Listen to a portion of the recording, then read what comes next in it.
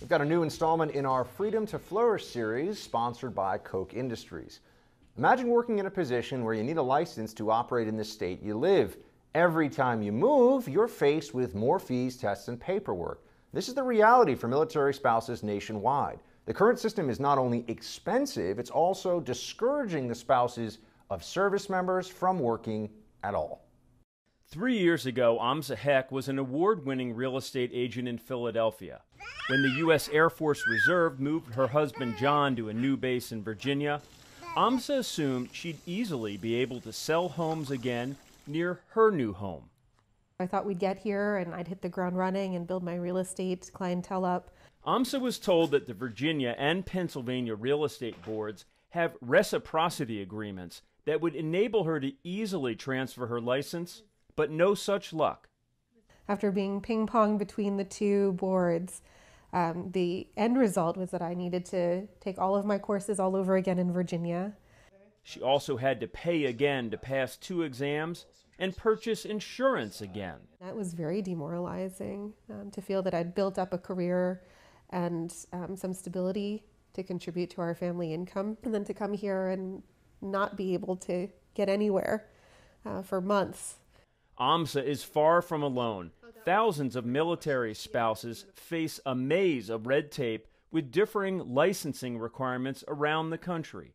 Ed Timmons heads up the NEE Center, which studies the negative effects of occupational licenses. Those who are in the military often move more than the rest of the population, and their spouses might find that their licenses don't transfer when they move.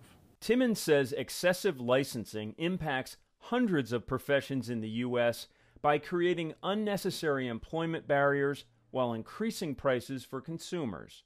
Hi, Ashley. Thanks for taking that call for me earlier today. Amsa, who's expecting her 3rd child any day now, eventually found her dream job at Blue Star Families, a national support group for military families. I love working with Blue Star Families and being able to help other spouses get access to programs and licensing opportunities. Bye. Have a good day. And her husband's happy she found a workaround to all the government red tape. As my wife, gets a lot of personal satisfaction out of seeing my career advance and seeing how my career, I get satisfaction out of seeing her career advance and seeing her make those goals and achieve those goals. Kathy Roth-Douquet joins us now. She is a military spouse, she is an attorney, and she's also CEO of Blue Star Families, an organization founded by military spouses, and they work with more than 1 million military families every year. Kathy, we're so glad to have you with us. Really appreciate you taking on this topic. Of course. So talk to us about the work that Blue Star Families does. So Blue Star Families exists to make life better for military families. We tell the story of the things that people are experiencing, and we create solutions with partners in communities where military families live so that we can keep doing this job for the country. So you're really responsive to whatever needs are brought to you, essentially. That's right. We do an annual survey. We release it in Congress. We get our data.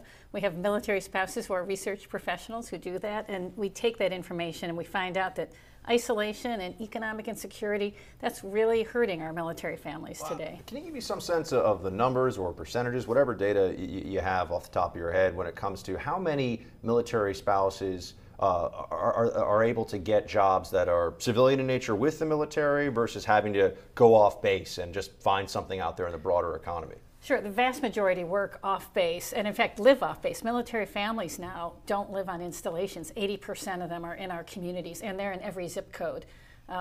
So most of them actually are unemployed. They're not working. And is that by choice or is that because of some of the hurdles like what were outlined in the piece? So most surveys show over 20% unemployment rate for military spouses actively seeking work in the last 4 weeks. And we have a national unemployment rate of about 3.9%. So it's terrible.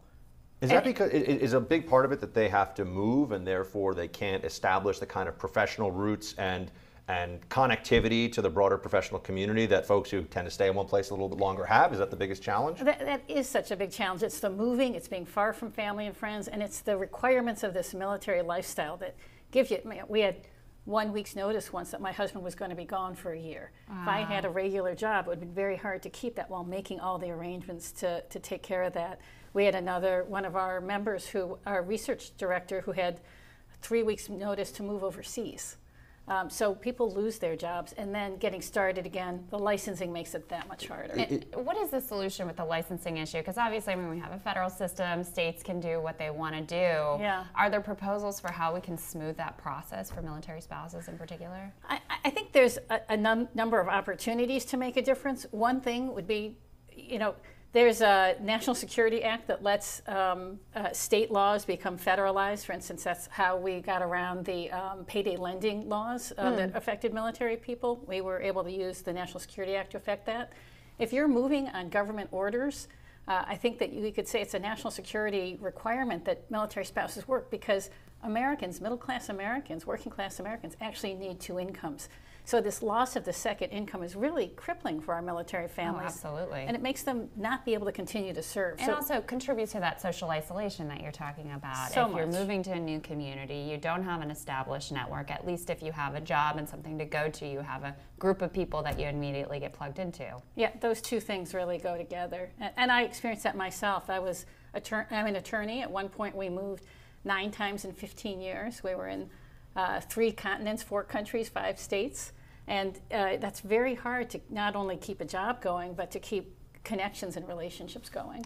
Is there any initiative underway to use telecommuting more for military families? Do you work on that? Is the virtual economy more a part of what you're doing day to day? It really is. We have a terrific tool called Spouse Force that we ask spouses to enter in their education, their credentials, the way that they want and need to work. Often that's remote work. And then we can shop those abilities to companies. If companies have remote work, if they have flexible work hours, we can give them these highly credentialed and educated employees who are loyal, ready to go, and try to look for solutions there. Kathy, thank you so much. Kathy, thank you. We really appreciate it. Thank you for the work you're doing. Thank you.